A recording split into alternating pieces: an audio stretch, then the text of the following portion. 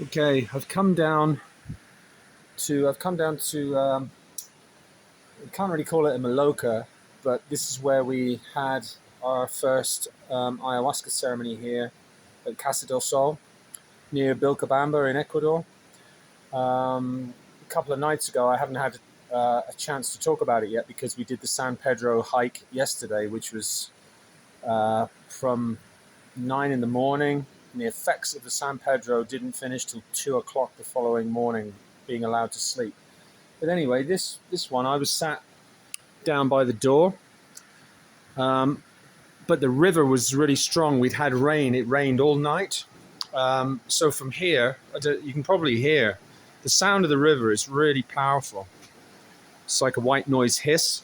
So when the couple, lovely couple, from the Czech Republic are the shamans for the ayahuasca ceremonies, as a complement to Jimena and Santiago, who run the retreat here, who are San Pedro shamans. Very different situation. So you can see we have the sawdust toilets here. This is the area where we did the Kambo the next day, but I'll talk about that in a minute. Everybody had pretty good, because for everybody else here, the group that I'm with, which are lovely people, we all get on really well. That was their first ayahuasca ceremony, and it was very powerful. The brew here is different again. The whole scenario is different.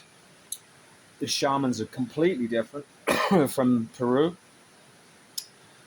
Beautiful voices, both of them, and fantastic musicians. They play loads of different wonderful instruments. They're like a couple of Tolkien elves. They really are. And they really genuinely so helpful about everyone's condition, talking about liver flushes and what would be best for everyone's condition. Invited me to their house when we finish the retreat here.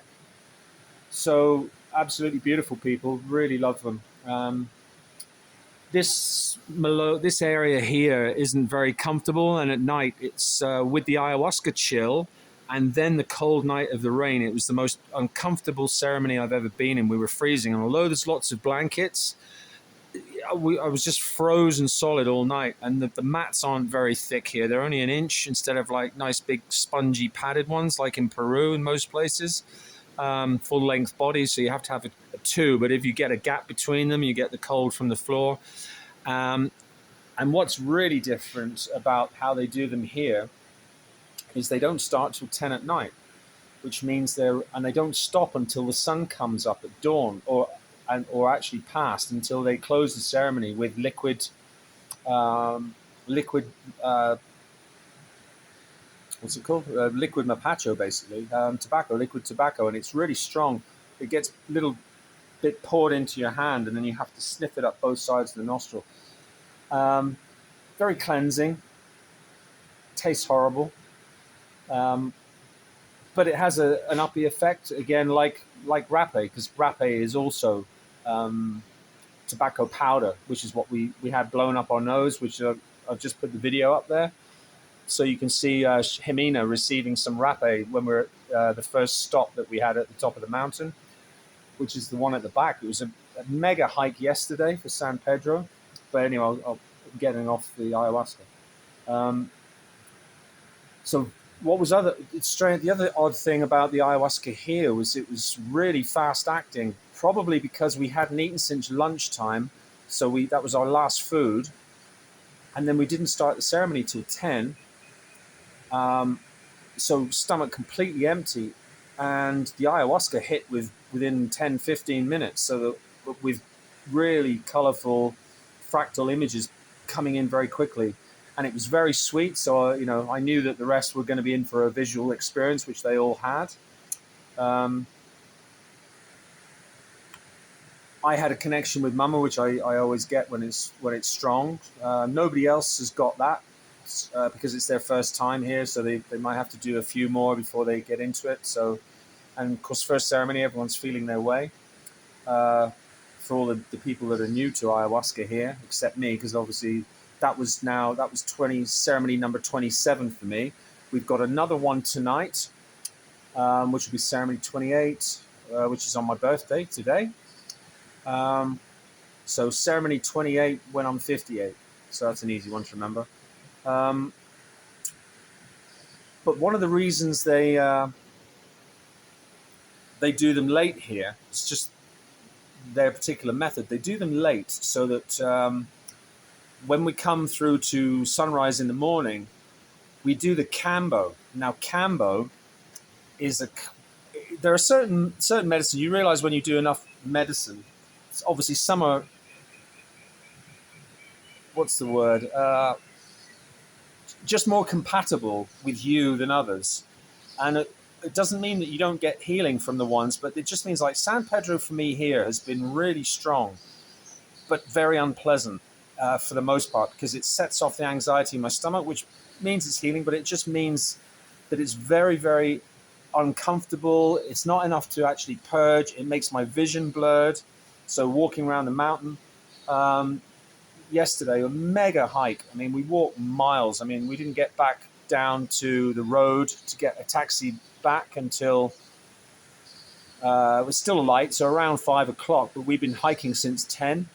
We had I only had the one cup, and I'm glad because it's so strong. This particular batch, Santiago has told us that this particular batch is very strong. So we're hoping to have his normal mix. So I'm hoping that will be a bit easier because there's nothing worse than being physically, mentally completely exhausted and then not being able to get to sleep. It's like that. The brain just doesn't stop. So even though we went to bed at 10 last night, it must have been at least 2 to 3 hours before I managed to drop off. And I was physically exhausted. And of course, I'm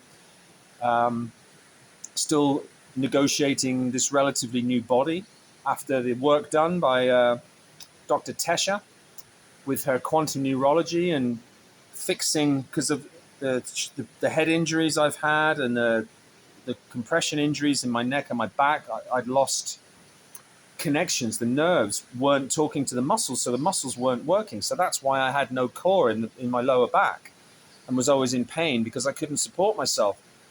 So it's just been a blur this week. It's gone so quick. It's Friday already. Was it Saturday? No, it's Saturday the 28th. And I came here nearly a week ago, and it's just been like a boot camp. It's been so hard. It really has. But obviously, it's about pushing your limits sometimes. So I haven't been as exhausted as I am on this retreat since the very first retreat at Kapatari with the 3 ceremonies and just really being so sick. But here it's been a bit different. But the real highlight after the last ceremony a couple of nights ago for ayahuasca was waking up the next morning, horrible, feeling shit, just to close the ceremony, freezing cold, had just fallen asleep for, I don't know, but then got woken up to close the ceremony, freezing cold. But then we went and did Kambo, and the sun was coming up by then. So now I actually have, I mean, I hate tattoos, but this one isn't a tattoo, but I'm proud of it because I've wanted this for a while.